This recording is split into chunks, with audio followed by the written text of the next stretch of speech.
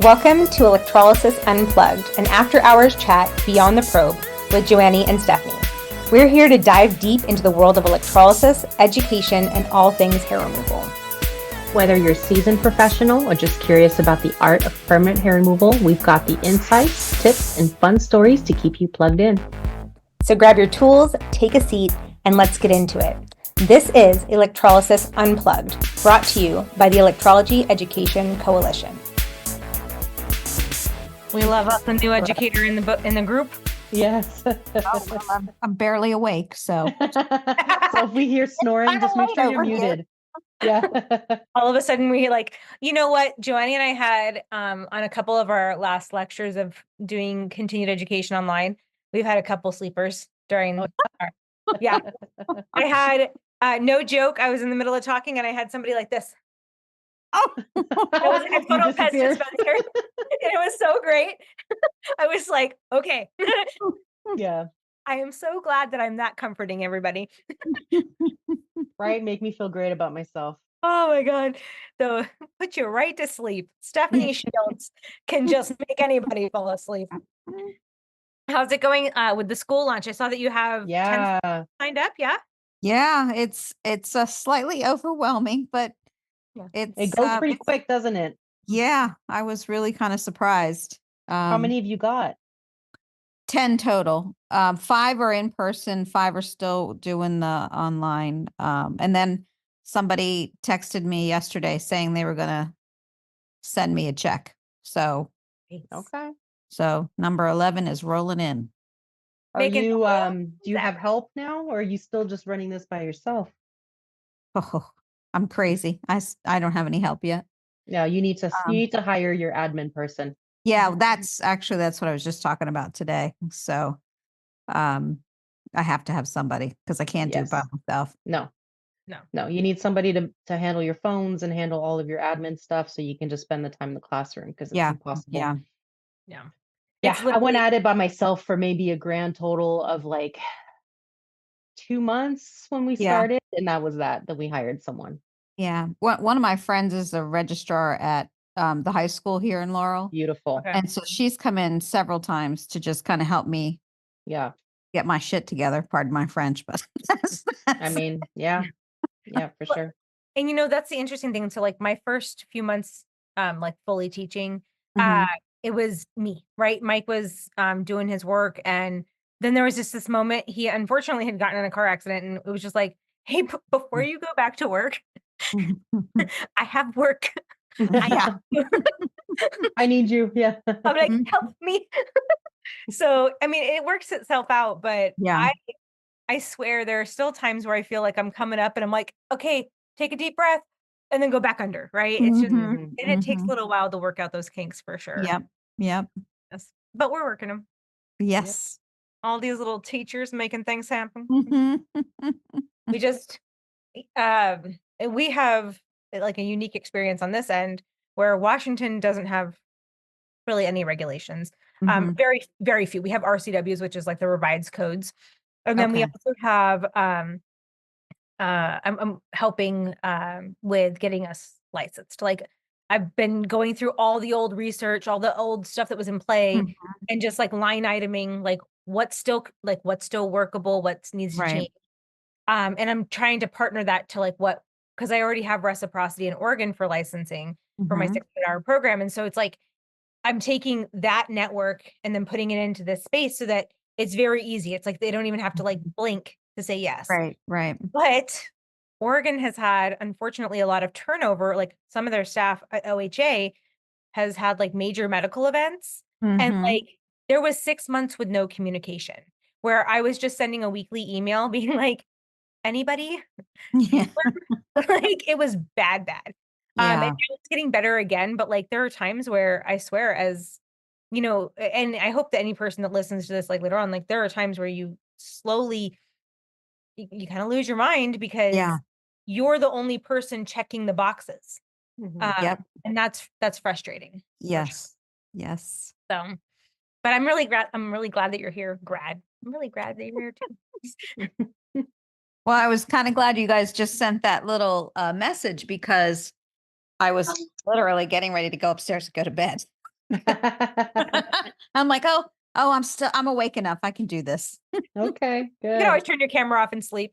Yeah. Just We won't make sure call you're you. muted in case you I'll snore. mute myself. Oh my God. I hear you saw in logs. I'm going to be like, oh, look, she's an electrologist and a wood person. So I see Melissa's here too. And I'm guessing iPhone is Mamacita, Joanie. Yeah, Yeah. Your yeah, I mama. think so. Yeah. I'm like, probably, maybe. The mystery person. We don't know. I'm pulling up the Q&A. I feel like we paused last week. Wow, we have a lot of check marks after these. I'm really excited. We started talking, well, we finished talking last week a lot about like pain management, like dimpling, Mhm, debris on the probes, that kind of stuff. I don't remember if we talked, I don't have it checked off about the difference. Why do you choose to have more than one probe? Okay. So I would say, do you see that on your notes from last week? Because I don't have it checked off. So what was it? Using more than one probe? Yeah. No, we didn't talk about that. Okay. We'll start there because I think Okay. that that's a really good starting point. And then we can kind of dive into some of the other questions about like volume care and that kind of stuff. So this is kind of a two-part question. The first part is why would I choose to have more than one type of probe? They always use one style of probe. What's the point of getting more? So this individual uses a one-piece probe. They've heard things about two-piece probes. They've never used it. And then the follow-up to this is what's really the difference between these. So we're going to talk about that portion as well when we're talking about this. So we'll kind of check off two boxes here. Mhm. I'll start with this just because I have it in front of me. Like, so when I started electrology, I worked with ballet from the beginning. It's just what I came up on and what I was most comfortable with. And the only time I ever really took a two-piece into my practice was literally if we ended up getting them at like a convention and I would go and use a two-piece and it just wasn't something that I was used to, right? Now as an instructor, I use them both interchangeably. I mean, like to me, you need to find out which tool is best in your hand as a starting point. The make of a probe, whether it be insulated, stainless steel, gold, okay, is really the difference that you're looking at. It's not necessarily one piece versus two piece, but they are going to feel different in your hand. A one piece is a continuous, it's a continuous thing in your hand. So when you put your insertion in, you are going to feel that kind of move through your wrist. Okay. Here, I have, let's see if we can see it with the background. Oh yes, But she's got the bad boy. This is the ballet weapon. Yes. And so this is what we talk about when we talk about a one piece, right? So from shank to probe, it's all one continuous piece. It's the closest thing you have to like a pet, right? Yeah. Two piece is literally two pieces. It is a wire clamped inside of the back half of that shank, right? So, and it's clamped in there, and that filament has more flexibility to move, right? And as an instructor, I sometimes love for people to start with a two piece in this space because it forces them to really get to know how good their insertion needs to be. Okay. Now, as a practitioner all day, every day, your homegirl likes a one-piece needle. Okay. But that is because it's what's most comfortable in my hands. I had to learn the hard way how to get comfortable. Okay. So should you have more than one? If you want to come across multiple ways to go after your hairs, absolutely. Right. The more tools in your practice, the more variables that you have. But is it necessary? No.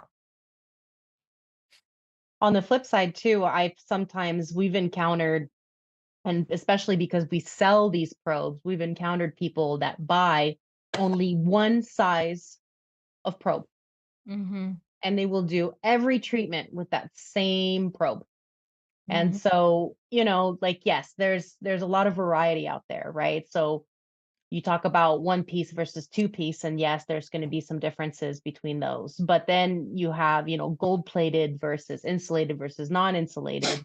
And then the sizes, which, we match to not only, the size of the hair, but the size of the pore and all these different things. And so I think it's important for people to really understand what's out there and when one thing is appropriate to be used.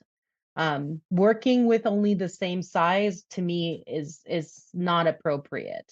So there should be, at the very least, you should be picking a different size based Yes. on the different type of area, the different type of hair that you have. So it's not that you can't, do the work with that, but I feel like working on peach fuzz with a size 3 is probably more painful than it needs to be. Absolutely. So it's important to choose the right type of probe. I also love when I read online and somebody says that they hate the 2-piece probes because they bend all the time.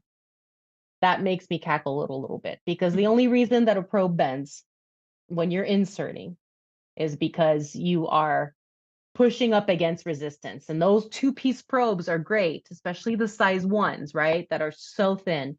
They're great because they're not going to lie. If your insertion is off, that probe will go right away.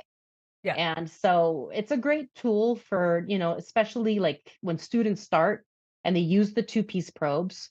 It's great because the probe will bend sometimes more than it will poke through. And so it forces them to work on their insertion and their pressure and everything like that.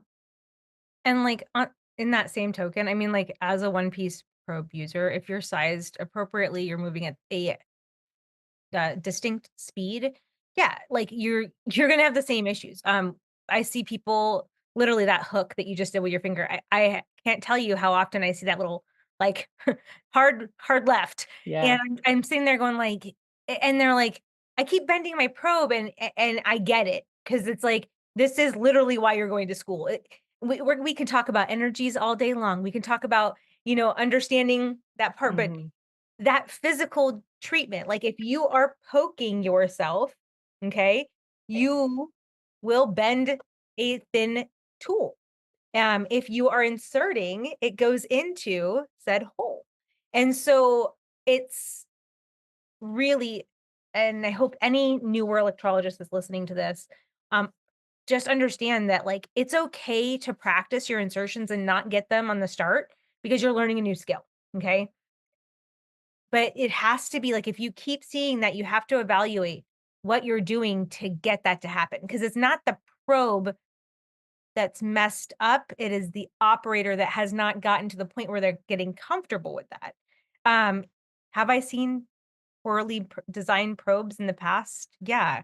I've met manufacturers that will like hand mill them, like hand burr them, and those are very, very rough probes to work with. But in that same token, I'm noticing that 20 years in. The chances of you noticing that early on is going to be a lot less, because we're getting used to that. Now, when people ask about like how do they vary, when she's talking about the size is the biggest thing. Like size and make, like you're picking it based on your hair size, your follicle size, okay? Make, you're basing it on what are you doing with that current, okay? Outside of that, a probe is a probe is a probe is a probe. If it conducts current, get it to the source and conduct that current. So, but if you're a newbie, get to know that your insertion is king and key and all that. Someone asked, do 2-piece probes vary in any way? That was the other part of this. And Joanie, since you are a distributor of 2-piece probes, let's talk about this. What are the big variables that you see when someone asks that question to you? When they ask why you should use a 2-piece probe? It says, do 2-piece probes vary in any way? And I'm guessing that means like Between if I were brands? to wild step, I would say brand, I would say amount, like I'm just coming up with ideas, like amount of insulation, size, Sure. and length of probe. Yeah. So That's pretty manufacturer dependent. So, for example, when you talk about the ProTech probes, in any brand of probe that you end up purchasing, you should really find out what the specs are for these probes. Mhm. So the manufacturing company that makes the probe should have this information for you, right? Basic stuff. I mean, you need to know the length of the probes, the thickness of the probes, the amount of insulation on them, the type of insulation might be nice, right? So all the different types of things that go into making the right decision when you're picking out the probe. With ProTech, the what they make is pretty much 5 different sizes. And then each of those sizes will have, there's 3 different types of insulations. So you have, like, for example, you have size 1, 2, 3, 4, 5. Size 1 comes in non-insulated, in IsoGuard and in IsoBlends, which are 2 separate types of insulated probes. The IsoBlend is an insulated probe that was created for the blend technique. And so you have an insulation that reaches about halfway. Now, I have the actual numbers of people that are interested, so you can actually see like how much of the probe is insulated versus not. And then IsoGuards, the insulation is about reaches to about 2/3 of the probe. So only 1/3 of it is really exposed. Actually, we put a little piece of tape on the tip of this one piece probe, but this is pretty much what a TH would look like, an IsoGuard. So this would be the non-insulated portion, just the tip. ProTech also varies the length of their probes according to size. And the degree of the insulating material also changes according to size. So, for example, if I have an IsoGuard and this is a size 1, the amount that is exposed is going to be shorter on a size 1 than on a size 2. The probe both gets longer and the amount that is exposed gets a little bit longer. So the bigger you go, the bigger the exposed area is and the longer the probe gets. With ISO blends, you have to keep that in mind because like a size 5 ISO blend is long and a lot of it is exposed. And so sometimes when you pick that probe, you better have like the world's deepest follicles because otherwise that non-insulated portion is sticking out of the follicle anyway. Because ProTech uses Teflon coating, you can see the insulating material on it. When the tip is shiny, you know that that's exposed. And when it's more of a dull type of coating on it, that's the Teflon that's on it. We also sell the Sterex, and Sterex, compared to ProTech size, when you're comparing sizes, so let's say like a size 2, they don't make a size 1. Let's say I compare a Sterex F2 to a ProTech F2. Sterex tend to be slimmer. So they're a little bit skinnier and flimsier than the ProTech probes. So, but they make their probes, the length doesn't tend to vary across sizes, but they make shorts, regulars, shorts and regulars. So you can buy a size 2 short and a size 2 regular, which is just going to be a longer size 2. So they'll vary that way. But I believe that the size 2 regulars, whatever length that is, it's just a skinnier probe, but the length will be the same across all sizes. They don't make a size 1, but the 2s, like I said, tend to be a little bit slimmer than the F2s with ProTech. And so they're already kind of skinnier as it goes. Somebody that would, let's say, like want to try the Sterex, you would be better off buying bigger sizes than going too small or going a size up if you're used to ProTech, for example. They'll be really flexible because they're long and kind of scrawny. So, with that, they also make stainless and insulated, but there's, as far as I know, no variation in the degree of uninsulated on the tips of the probes across sizes. So that means that if this is my non-insulated tip, it's always going to be this length, no matter the size of the probe. And I believe ballet is the same. Ballet has a varied, it is based on the length of the probe. Okay, so it So changes. if you have a short, it's a shorter amount. If you have a long or a regular, it's a longer amount. But like it makes sense to the depth of the follicle. Yeah, exactly. But I mean, technically, when you're getting a bigger probe, the probe should be longer because the bigger probe assumes a bigger hair, and in anagen, that bigger hair should be deeper, right? Right. which is why I laugh sometimes when I see people working on beards with a size 2. Because it's like, not only is that probe too small, but there's no way you're reaching the root of that follicle. No. There's no way. And it's Probe's just too hot short. and basically sunburning the inside of your follicle versus actually Mhm. doing positive damage. Mhm. It's just a super Exactly. warm follicle.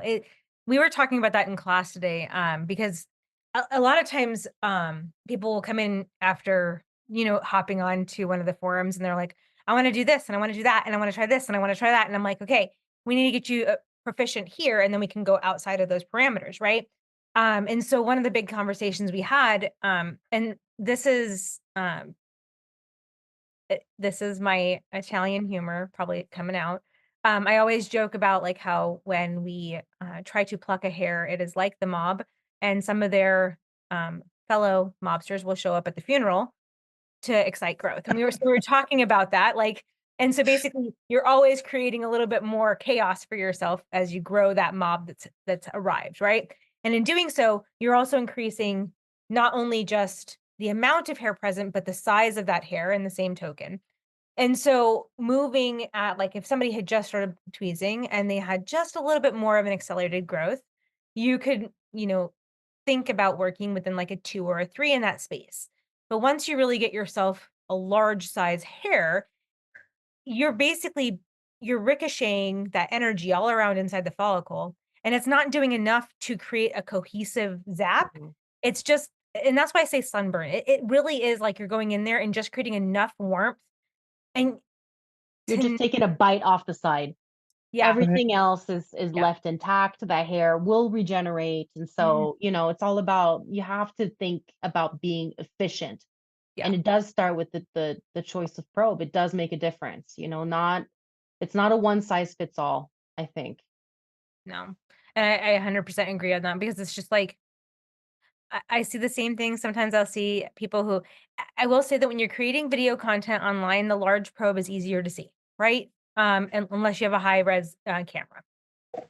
But remember that if everybody's always seeing you use a size 4 probe from peach fuzz to Mhm. Bella's hair, or sorry, peach fuzz to terminal hair, eh, I'm wondering why are you continuously selecting that? And usually it tells me something about how confident you feel in the structure, in your insertion technique and the structure of what you're doing.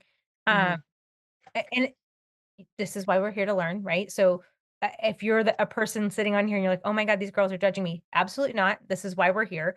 But I want you to start thinking critically in those spaces about like, when we learn about different probe sizes, it is not because we want you to have an array of probes on your back bar.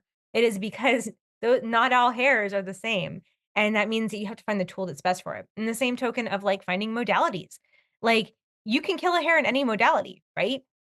Which one is the most efficient for that space? Mhm. Whether you're a thermolysis operator, a blend operator, galvanic, right?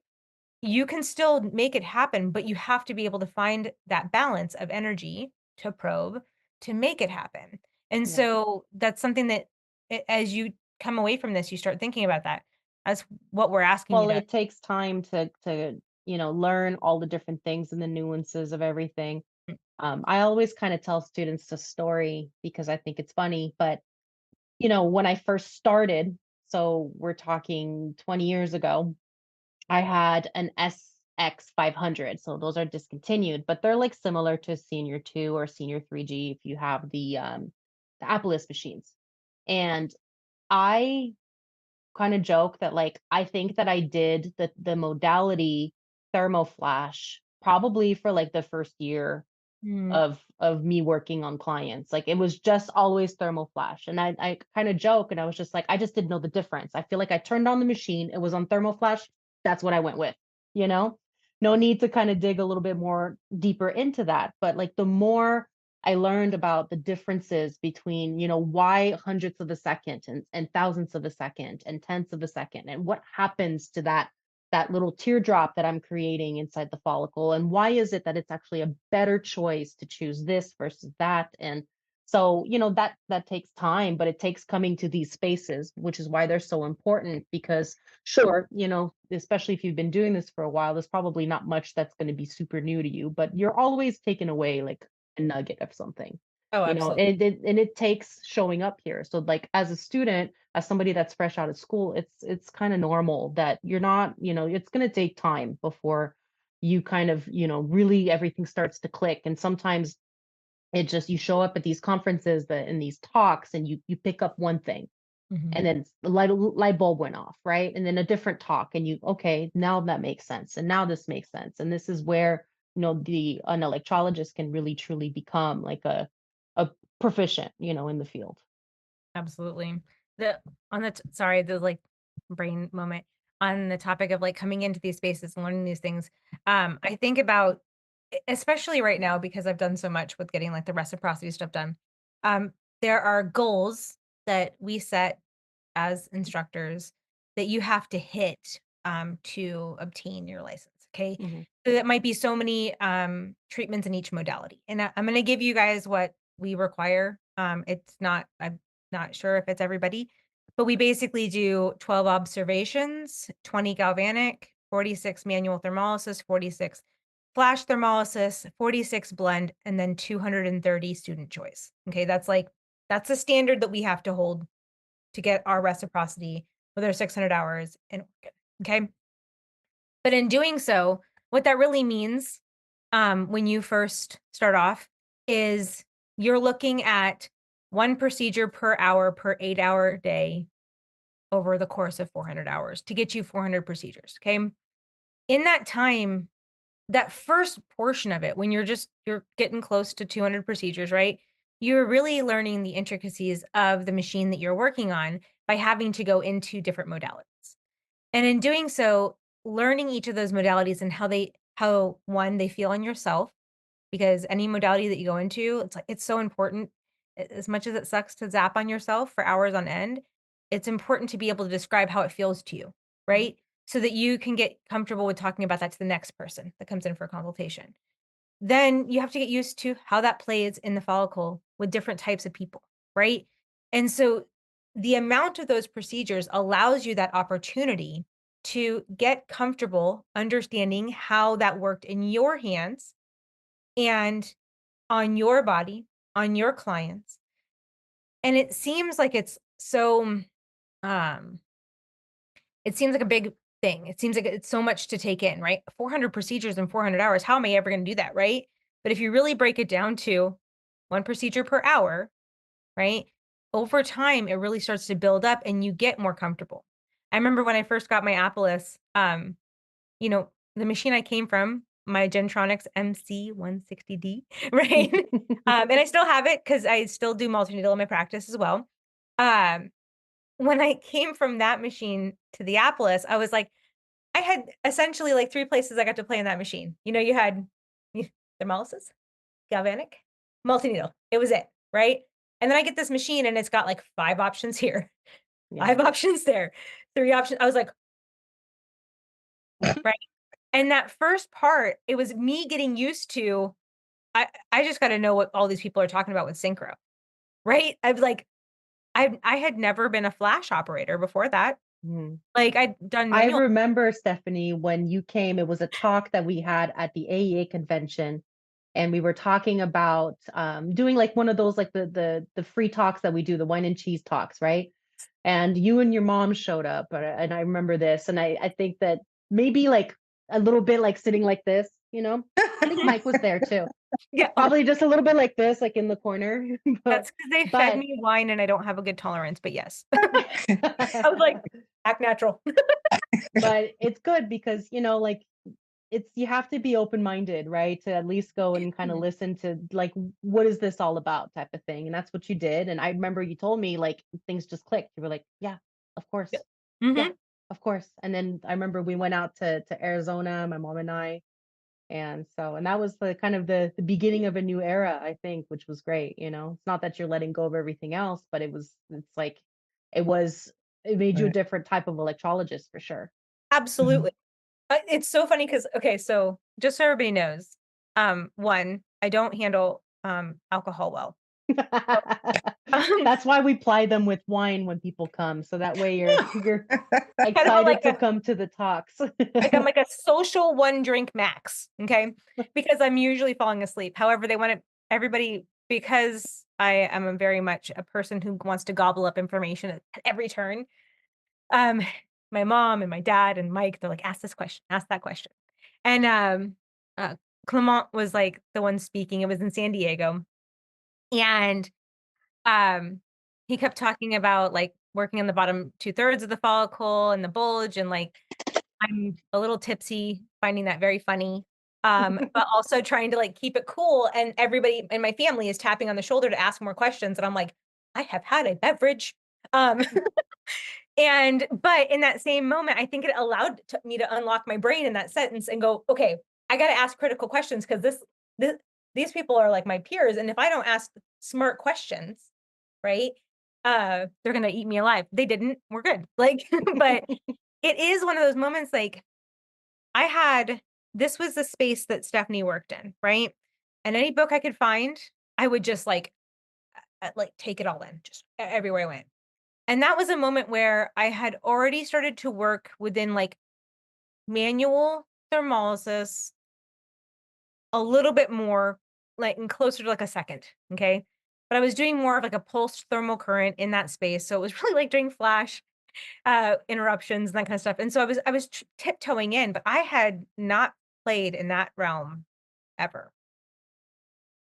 And I allowed myself to. So definitely so funny that she's saying that. Yeah, I was doing it. I'm like, thanks for pulling me out. I'm over here really drunk. That's funny. I'm like, the cheese and wine was good. Yeah. Oh my God. That's such a true statement. Today, we want to shine some light on some of our amazing partners who are helping shape the future of electrology education, services, distribution, and so much more. We're thrilled to have such amazing partners and supporters. Whether you're just starting out or a seasoned professional, these vendors and schools have what you need to succeed. Zapmaster Electrology is located in the Pacific Northwest in Centralia, Washington. Stephanie Shields and her Zaplings lead the charge with award-winning education. Whether you're just starting out or looking to deepen your expertise, Zapmaster offers hands-on training, online theory courses, and so much more. And don't forget their distribution center. Led by Michael Shields, this is your one-stop shop for high-quality tools, products in electrology, aesthetics, laser hair removal, and so much more. Ready to enhance your practice? Visit thezapmaster.com. That is thezapmaster.com. And discover the resources awaiting for you. Elevate your practice with Silhouette Tone. Known worldwide for their advanced equipment and sleek designs, from epilators to treatment tables, lasers, and more, they provide a gold standard in comfort and performance. Your clients deserve the best, and the Silhouette Tone delivers. Head over to silhouettetone.us to learn more. That's Silhouette Tone, SILHOUETTONE.us to learn more. Hey there, Electrologists. My name is Hazel Bloom. I'm a life coach for the LGBTQIA+ community and its allies. As a trans woman, I have done the hard work and introspection to figure out who I am, what I want from life, and how to live authentically as myself. These are universal skills that I can teach you and help you gain the confidence to thrive. Also, I know that the conversations with clients on the table can get a bit intense and beyond the scope of electrology, so I'd invite you to refer them to me so they can get the support they need through a tough time instead of taking that burden on yourself. I'm also available as a resource for you if you just need some assistance figuring out how to help a client or to ask any questions. Whatever you need, I can help. My website is kiwifruitcoaching.com, or you can email me directly, hazel@kiwifruitcoaching.com. Thanks for tuning in to Electrolysis Unplugged. Be sure to check out our amazing sponsors for the best in electrology tools, training, technology, and so much more. Now, back to the show. Okay, so we went on a total tangent. You're welcome, everybody. But it's important. Some of the questions on here, I think that are really kind of cool, talking about like autoclave versus dry heat and how to like process those materials. And really, infection prevention is one of the most important parts of modern day electrology, because back when I first started in electrolysis, there was still a lot of things that we did that were unsafe. Questionable. Like breaking off the tip of my glove to fill your hair. Yeah. Like, but it was like common practice back then. So I came up in sterilization on a dry heat sterilizer. I now use an autoclave. It's my preference because it's like less steps in my brain.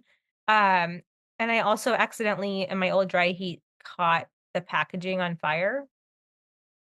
Awesome. I'm going to step out and go get something for show and tell, and I think you guys will laugh. So Okay. I'll be right back. So, when it came to, I'm, as long as you are properly processing your equipment, whether you're doing autoclave, which is steam sterilization, or dry heat, which is literally an oven, I think that they're both fine. As for how you do the two, with dry heat sterilization, the test tubes, Pyrex has these cool test tubes. You can put a cork on the end. Those are probably the safest way to process your sterilization. So you put your forcep in there, you would bake it in said test tube, and then cork it at the end, and that's your reusable. But I definitely would say be careful when you're first using like paper packaging in there, because I for sure can tell you that you can light the office on fire. So this week, we normally use autoclaves. I have 2 autoclaves at the school. I have a really big one, and I have the small, the Prestige, the one that looks like a rice cooker, right? Yeah. And so this week we asked one of my my part-time teachers to show the students how to use the dry heat sterilizer. And so you can use, the nylon tubing, that goes in the sterilizer as long as you keep it low enough to be able to process it. And Oh God.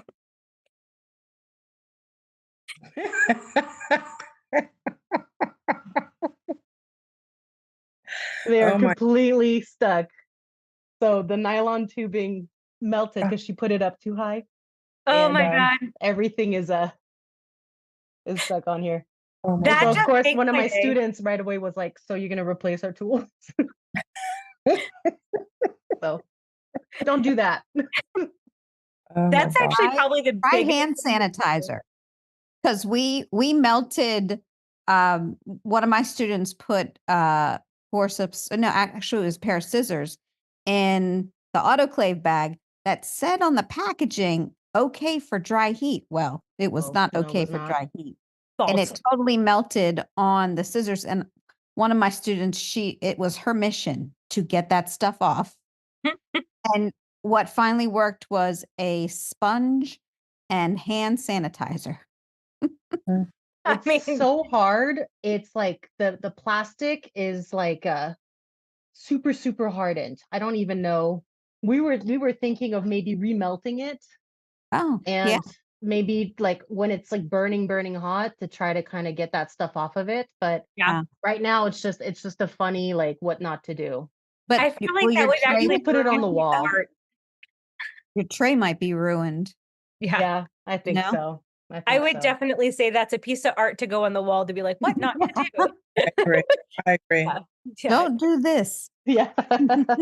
When So- you're buying that packaging for the for your paper, like the paper bags, the plastics, the tubing, that kind of stuff, make sure that it is made for that. I have met people that have used plastic, basically like what you buy at the convention, like that is holding your forcep. And Oh, no. I've met Yeah. them and seen them put that into there, and it's, I mean, that's not what that's for. That's a package to hold something you just purchased. It's a shipping material. And Not know meant what goes in a dry heat and what cannot go in a dry heat, like your caps, Yep. so things like that. You gotta Yeah. The Be black careful. caps, sometimes. sometimes the black caps sometimes are safe-ish to do in there. But I have melted black caps to my trays, and it's like the ones that I got at Prestige. It said it was oven safe, and I was like, cool, oven safe. And then all of a sudden I come in there and it's just like this little like nubbin of a cap. Just it's like an art project. So Mhm. definitely make sure that you're getting the right products. I will say that there are so many different autoclaves out there, especially like on what we're seeing is like more and more companies are coming up with their own version of the autoclave. And you can usually get them for under 1,000 if it's just for yourself and your practice. And it's well worth it. Dry heat sterilizers normally go for about 600 if you're going for like a Wayne dry heat. I've seen them much higher, much larger. But like if you think about it, like the processing time changes like the bigger that oven is. And so that is something to consider as well. So if you're like, well, I know I need to bake it in an hour's time. Okay, let's just say like everything needs to be processed and put away in that time frame. Then I would go with 2 small ones and not like a giant one, because the smaller ones it'll warm in the same amount of time. When you think about like you're preheating your oven at home, it's the same dealio. So, can I use an jewelry ultrasonic cleaner for my instruments? Um, I I I've don't know done that it. there's really regulations about the ultrasonic cleaners, Yeah. um, Um, as far as that goes. I've done it. I'm not a fan of how small they are, and I don't like the fact that I have to dump the reservoir. I like to be able to lever open it. So the one that we have, it's so funny. I kept buying a new one when I got the school up and going, thinking it had one of those valves, and I would have to carry the entire reservoir and dump it. And I just not a fan. At a school, we all have to have more of that reservoir available. So that's one of the things. You do need to have an enzymatic cleaner meant for surgical equipment. Yes. You're doing Yeah, the product for sure. yeah, the product. The McKesson has a great one that we order because we have a McKesson account that is like a gallon's worth, and I love it. It just like 1 ounce to 128, process it and just pour it in. It's lovely. The powder ones I'm not a big fan of on those ones, just because you really have to do it way in advance and get it to dilute and shake it up and that kind of stuff. Um, Also add in your water before your solution, because it's a it's an enzymatic cleaner, so it is a cleaner. It will bubble outside of the bottle, and then you're losing product. So, water first. Um, if I use an ultrasonic cleaner, do I have to manually scrub the items first? Um, I mean, uh, depends on if you're How soiled, I guess. how soiled is your product. I mean, like if you're going in there and digging into somebody's skin, I would scrub it, right? Otherwise, you shouldn't have buildup on your tools to require that, because the ultrasonic is that. Um, but they're both useful. In an unlicensed state, do I have to do spore tests?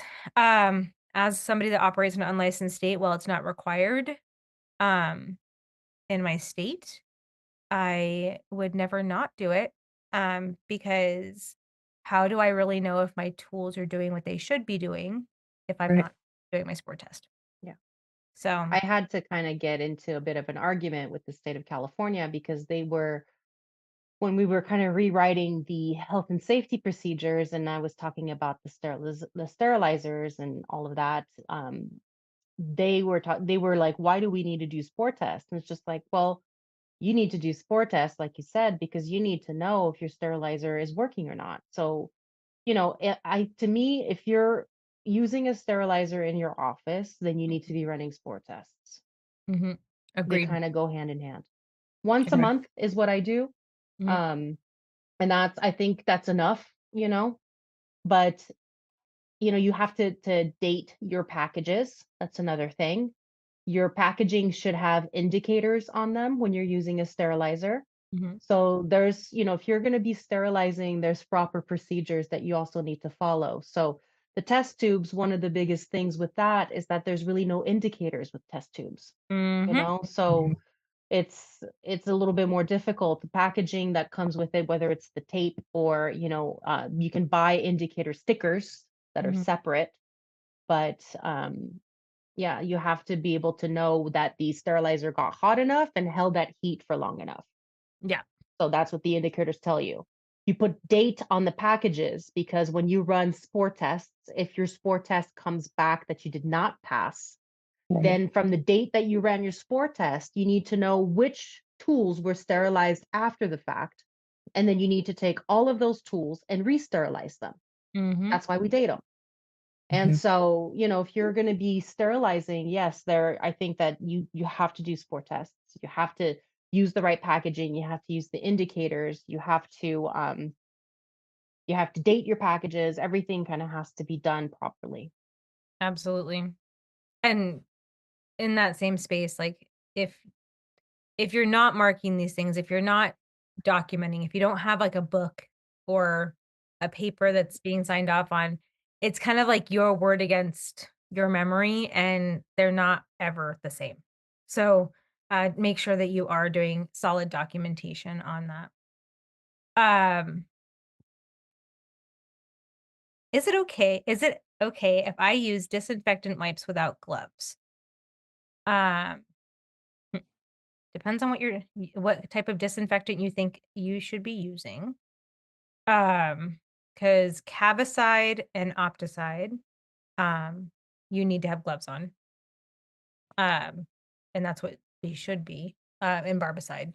But outside of that, like if I know someone, and I'm sure that you guys have seen this all as well, where people will just go get Clorox wipes. I mean, it's not to the standards that we should be holding, to wipe down and sanitize your equipment. It's great for like non-critical In a items pinch, maybe. in a pinch. But the way I look at it is if it's supposed to be killing something on my table, I don't really want it to be soaking into my hands. Mm-hmm. Yeah. And it should be part of your turn down. Would you And agree with that? yes, and I mean, and it's about also repeated exposure that becomes a health risk on the person. Yeah. You Mhm. touching cavity wipes once in your life is not going to be causing anything, But if you're handling the stuff, all day long, and then multiple days a week or multiple weeks a year, and then it builds up in your system. So anytime you're touching these chemicals enter your bloodstream. And that's where, we accumulate some of it. And eventually you get to a point where they can make somebody sick, so you can develop like an intolerance to it, an allergic reaction to it. So things like that. So yeah, usually some sort of barrier is pretty important. Agreed. The fact is like, it comes down to protect yourself. Obviously, one-offs in most things in life are not going to hurt you No. substantially unless you have an allergy already, right? But it is down to that repeated exposure. Okay. In the conversation of gloves, some of the questions, and like this was basically like, what gloves do you guys use? I used to use powdered latex until about 10 years into my practice, and I noticed I was getting a rash around my wrists. I wasn't sure if it was latex. I wasn't sure if it was the powder. Then after having my firstborn, I realized it was latex because I had an adverse reaction to latex. So I now use nitrile, and I use dental grade nitrile gloves. You? Yeah, pretty much. I mean, really what you have out there is, as far as like latex is a very flexible material, right? That's why it was very popular, but it's high on like the reactivity list most of the time. And again, it comes down to repeated exposures. So if you're putting on latex gloves once or twice every couple of years, nothing's going to happen to you. But if you're wearing gloves every single day and it's, repeated, so pretty much for the span of 20 years, there's a good chance that you will develop an allergic reaction to latex. Nitrile is probably like a little bit less flexible than latex, but much better than the vinyl gloves. The vinyl gloves, I think they're like food prep gloves. You might as well have little trash bags on your hands. They're pretty much the least They're the worst. flexible type. So I just feel like whenever I wear them, like I can't get my hands to that. come up like this because I have yeah. like little webs of Well, like they're not made to form fit. That's not a flexible material. And it's all about, to me, like the amount of extra material at the tip of your Right. finger. Mhm. Mhm. I need it to form fit as much as possible because if it's in the way, I can't see, it gets in the Right. way of my insertion. Right. Absolutely. Same. Gloves should be snug, right? So I'm often telling students to size down because they're if I can grab fabric, or like the gloves from the top of your hand, if it's kind of loose like that, your gloves are too big. So I forgot how long ago this was, but it was a couple years ago. I was talking to someone and they're like, I can't ever get my gloves back on after I take them off. And I was, No. and I was like, you're not supposed to, one. And then like their gloved hand was like a reservoir at the end of all of them. why And were they taking off the gloves? Just because they were like took a break and they wanted to they come back to took the a same break client? and they wanted to put the glove back on. Yeah. And I was like, it's 50 cents probably out of your whole.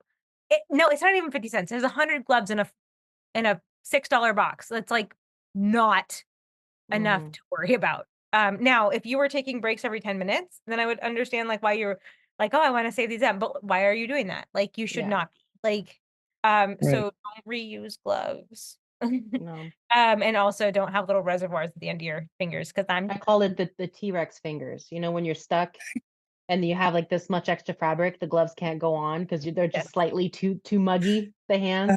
So you get the flap like this, dry out your hands. Yes. Yeah. Oh God. Oh my God. But do we all do the same thing? I hope so. Yeah. The older I get, to Yes. realize that the less unique my experiences are in life, Mhm. which is why I love being able to have this so that when you guys are sitting in your office being like, I can't believe I'm a person that does this every day of my life, that you can get onto a call and be like, guess what? There were 7 other people that did the same thing Yeah. in their day too. You're like, we're adorable, but we're not unique in that space. I'm going to give us like an easy one because we only have like 10 minutes left. So why do we use more than 2 pulses in a follicle? I've seen some epilators go up to 9 pulses. So let's talk about pulsed thermal current. Just because you've been on the Apples for a long time, if you want to talk about it from there, I can talk about it from the Gentronic side, silhouette tone. But pulses break up energy. And so if you think of 100, okay, as a baseline number, and you divide said 100 by the amount of pulses, instead of delivering 100 as that energy multiple times, you're taking that 100 and you're dividing it by the amount of times you've pulsed. So 100 divided by 4 pulses is 25 per pulse, and it's an accumulative energy to get you there. You will reach that because you're bringing the heat up to that, but you're not doing it in a rate that is so fast as to flash fry the follicle before you've done positive damage. So that's on a 13.5 megahertz. That was where we were singing sweet. Yeah. On Go ahead. no, on yours. There's a few reasons I think why you double pulse. It could be your choice of probe and depth of the follicle, right? So that is a technique called displacement, where meaning that you are pulsing in 2 separate spots.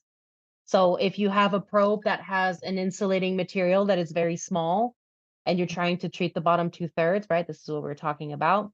That means that you're treating the dermal papilla and then moving up and treating the bulge area that happens to sit up a little bit higher in that follicle. So if you're trying to be the most effective electrologist out there, that means that you need to treat the bottom 2/3. And if you have this type of probe, then you have to do 2 pulses and you have to displace them. So you have to move 1, 2. So that would be a reason to do that. Another reason would be that you need the amount of energy, like you were talking about. You need 100 units of energy, but your client cannot handle 100 units of energy all dispensed at one time. So you're doing it a couple different times. Now, why is there up to 9? I think that I like a machine that offers you the flexibility and the manual, the manual flexibility that you want. I think that a real good professional machine doesn't have too many things like too many like cones to keep you in line, right? So yes, we have the presets, but we can do whatever we want. You can plug in whatever number you want.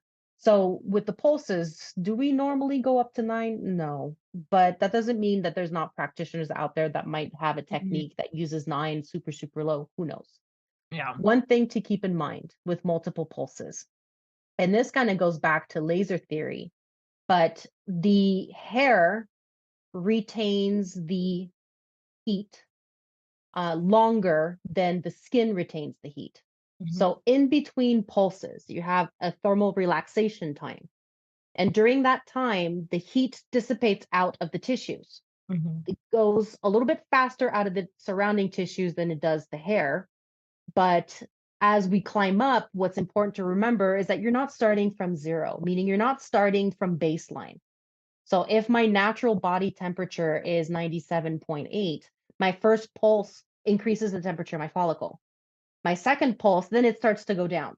And then I pulse again and it jumps up. And so really the wave as you're cooking the follicle to reach that 213 degrees Fahrenheit that we're trying to get to from 97.8 is done kind of like little stair steps, right? You're going up and it goes down. So like brown stair steps because it dips down and then it jumps back up. So it's additive. So you're kind of building on, but you're not starting over. Sometimes I think people tend to forget that. They think that like you're pulsing and it goes back to 97.8 and then you're pulsing again and it goes back down. And so each consecutive pulse will be a little bit hotter than the one before it. And so sometimes we have to be careful because as we're getting to like, if you do a lot of pulses, those last few pulses are going to be pretty intense if you're not taking that into account. If that makes sense. It's Perfect. like the amount of times that I think back to, so as a blend operator, I've done a lot of displacement in my practice. And one of the things that because sometimes on the forums you're like, oh, so-and-so moves their filament around in the follicle. And it's like, that is a thing. Like, it's not like it's a controversial. It's not that weird. Yeah. It's not weird. It's a thing. It's just like when people are like, oh, so-and-so bends their probe. It's a thing. It has a purpose when they do it, right? Now, if you're bending your probe like this, or you're doing, it looks like a lightning bolt, there Okay, might be a lightning bolt, problem. right. Yeah. like, so if you're doing those things, there are going to be times where we're going to look at you like, okay, not really, right? But I think about it this way. So displacement, when I first started really utilizing it a lot, I would, in my head originally, I always used to think I'll displace down to the bottom, right? But if you don't know where the bottom is, when do you start the displacement, right? So by finding the bottom, that helps there, one, in that space. As I'm doing that displacement, I am agitating, if I'm doing galvanic as well, I'm agitating those bubbles. And the more megahertz that are present, the more I'm agitating those bubbles in a shorter period of time. The more pulses that are there also. Thinking to my Gentronics, and like, I think Eileen, you still have a Gentronics if I remember correctly.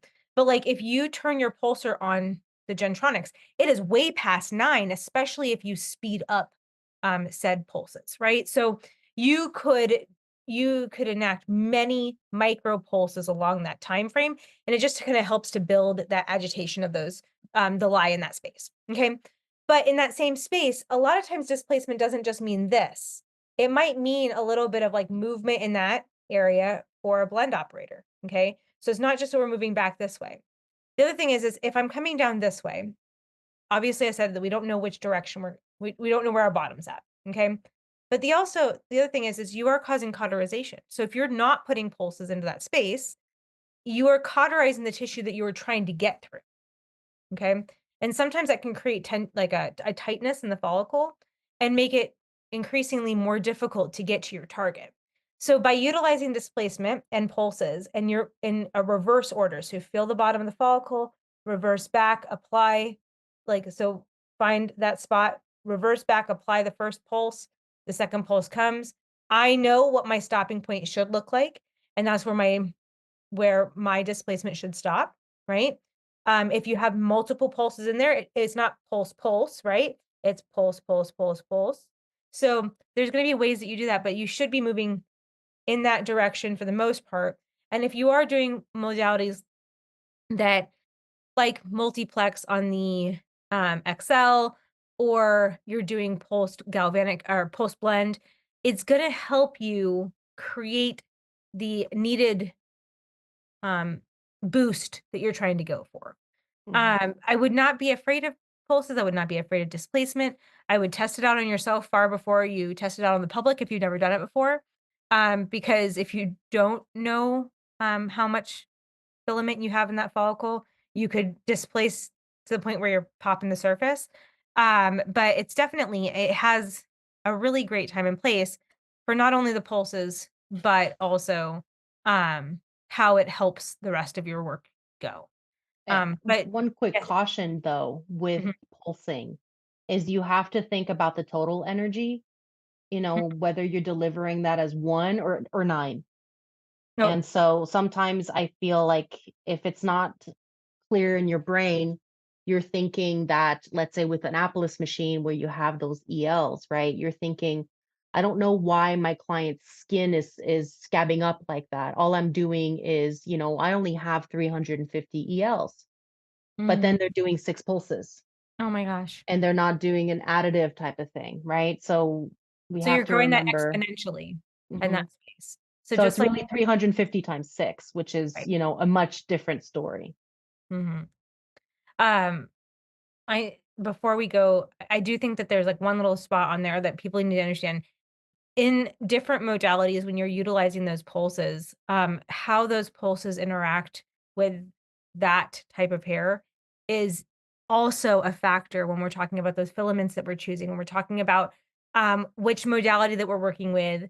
They're all factors into this big picture. And so as you start to get back to your treatment table, I want you guys to think about, how am I going to utilize this? And if I'm not really seeing good releases, have I done 350 times 6? Because I'm going to tell you right now, you probably cooked the tissue to the hair, and that's why you're not getting extractions. Mhm. So, and when you have questions like us, you can drop them to us because it really does help us give you guys more from this. I know that we reached the end. This is Okay. hope you guys had fun. Thank you for being up so late. Yeah, right. I'm Hopefully like, we'll see you next week, Eileen.